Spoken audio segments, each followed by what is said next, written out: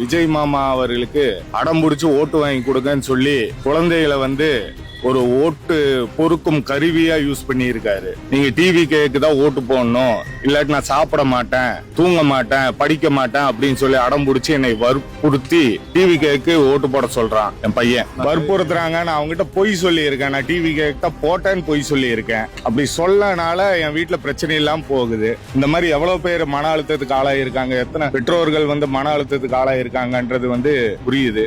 TV K தலைவர் விஜய் அவர்கள் ஒரு பரப்புரையின் போது குழந்தைகளிடம் எப்படி நீங்க வீட்டுல மிட்டாய்க்கும் துணிமணிக்கும் எப்படி அடம்பிடிச்சு ஓட்டு வாங்கி எப்படி அடம்பிடிச்சு வாங்குறீங்களோ அந்த மாதிரி விஜய் மாமா அவர்களுக்கு அடம்பிடிச்சு ஓட்டு வாங்கி கொடுங்கன்னு சொல்லி குழந்தைகளை ஒரு ஓட்டு பொறுக்கும் கருவியா யூஸ் பண்ணி இருக்காரு.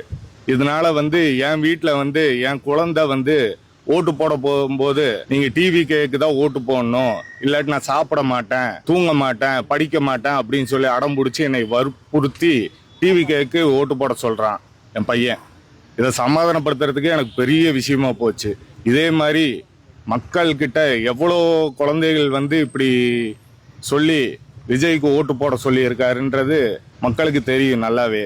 இது சம்பந்தமா குழந்தைகளை மிஸ்யூஸ் பண்ணி அவங்கள ஒரு ஓட்டு போடுற ஒரு கருவியா, ஓட்டுக்கு யூஸ் பண்ற ஒரு கருவியா யூஸ் பண்ணி இருக்காரு விஜய். இது சட்ட ரீதியா ரொம்ப குற்றமான விஷயம். இது சம்பந்தமா நான் இன்னைக்கு காவல்துறை ஆணையரிடம் புகார் கொடுக்க வந்திருக்கேன். நேத்து எலெக்ஷன் கமிஷன் கிட்ட இமெயிலையும் போஸ்ட் மூலியமாவும் புகார் அளிச்சிருக்கேன். இது சம்பந்தமா தக்க நடவடிக்கை எடுப்பாங்கன்னு நம்புறேன். அப்படி கமிஷனர் நடவடிக்கை எடுப்பாரு, எலெக்ஷன் கமிஷன் நடவடிக்கை எடுக்கும் நம்புறேன். அப்படி அவங்க நடவடிக்கை எடுக்கலன்னா நான் நீதிமன்றத்தை நாட போறேன்.